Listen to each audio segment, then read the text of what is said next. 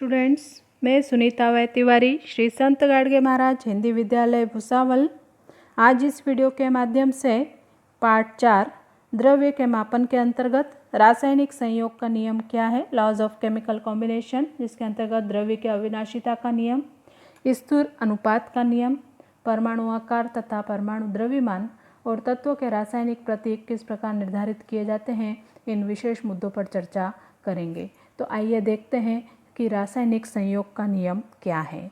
तत्वों के रासायनिक संयोग से यौगिक का निर्माण होता है, यह हम पिछली कक्षा में भी पढ़ चुके हैं। और पदार्थ के अलग अलग तत्वों के परमाणु एक दूसरे से जुड़ने से ही यौगिक के अणु का निर्माण होता है।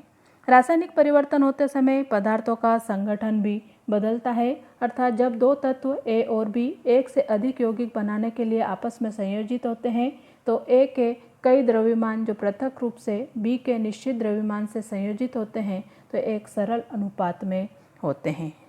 अब देखते हैं द्रव्य की अविनाशिता का नियम, law of conservation of matter, जिसके अनुसार रासायनिक अभिक्रिया के अभिकारकों का कुल द्रव्यमान और रासायनिक अभिक्रिया से निर्मित होने वाले उत्पादों का कुल द्रव्यमान जो है वह हमेशा समान होता है।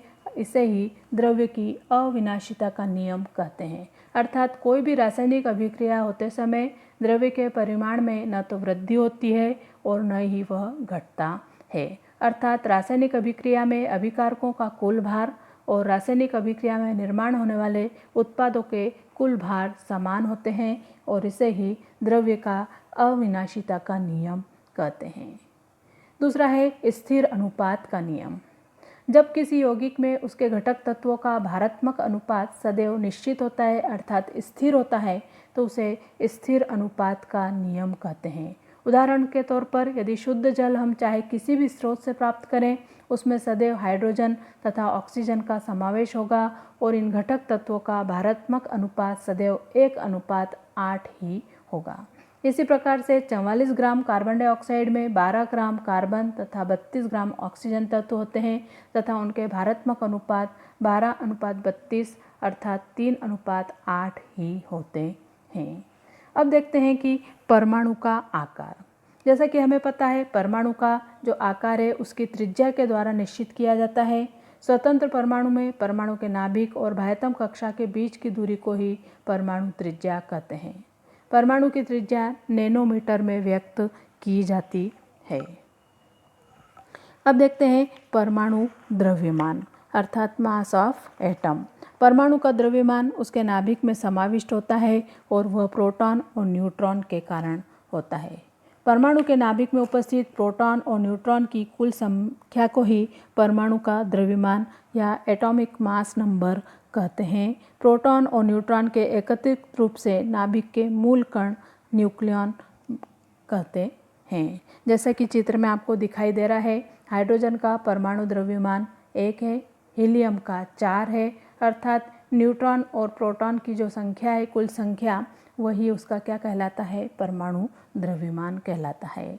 लिथियम का 7 है, बेरिलियम का 9, बोरॉन 11, कार्बन का 12 और 14 जो है वो नाइट्रोजन का परमाणु द्रव्यमान दर्शाया गया है।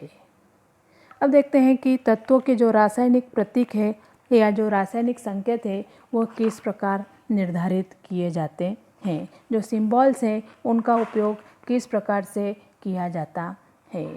तत्वों को प्रतीक देने के लिए विशेष चिन्हों का पहले के ज़माने में प्रयोग किया जाता था, किंतु आजकल हम IUPAC जो पद्धति है उसके द्वारा ही प्रतीकों का उपयोग करते हैं। आज हम IUPAC यानी international union of pure and applied chemistry के द्वारा निश्चित किए गए प्रतीकों का ही उपयोग करते हैं। ये अधिकृत नाम और प्रतीक होने के कारण संपूर्ण विश्व में उपयोग में लाए जाते हैं।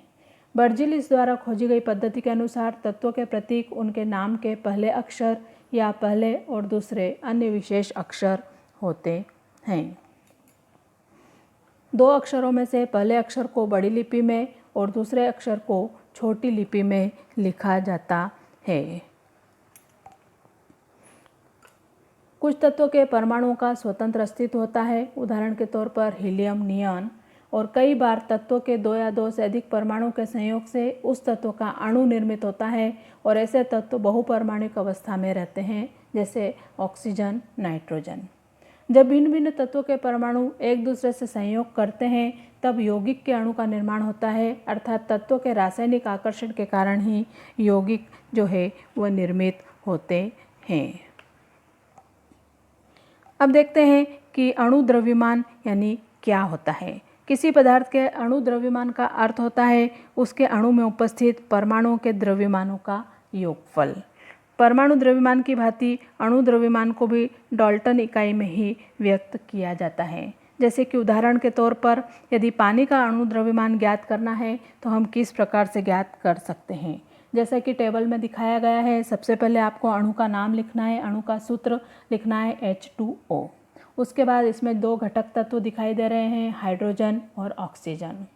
इनके परमाणु द्रव्यमान यदि देखते हैं तो हाइड्रोजन का परमाणु द्रव्यमान 1 और ऑक्सीजन का 16। इस अणु में इसके परमाणुओं की संख्या, तो हाइड्रोजन के परमाणुओं की संख्या 2 है और ऑक्सीजन के परमाणु की संख्या 1 है। अब परमाणु द्रव्यमान की परमाणु संख्या के साथ में यदि गुणा करते हैं तो हाइड्रोजन की परमाणु जो द्रव्यमान है वह 1 है और परमाणु संख्या 2 है, इसलिए 1 × 2 यानी घटक का द्रव्यमान हो गया 2। इसी प्रकार ऑक्सीजन का परमाणु द्रव्यमान है 16 और परमाणु की संख्या 1 है, इसलिए 16 × 1 यानी घटक का द्रव्यमान हो गया 16। इस प्रकार अणु द्रव्यमान ज्ञात करने के लिए घटक परमाणु द्रव्यमानों का योगफल किया जाता है और उस आधार पर हम पानी का अणु द्रव्यमान यानी हाइड्रोजन का परमाणु द्रव्यमान गुणित 2 प्लस ऑक्सीजन का परमाणु द्रव्यमान गुणा 1, इस प्रकार से हम किसी भी यौगिक का अणु द्रव्यमान ज्ञात कर सकते हैं। और इसी सूत्र के आधार पर हमारा पानी का जो अणु द्रव्यमान है वो आता है 18। इस प्रकार से हम अनेक यौगिकों के अणु सूत्र यदि हमें पता है तो हम उनके अणु द्रव्यमान ज्ञात कर सकते हैं। Thank you.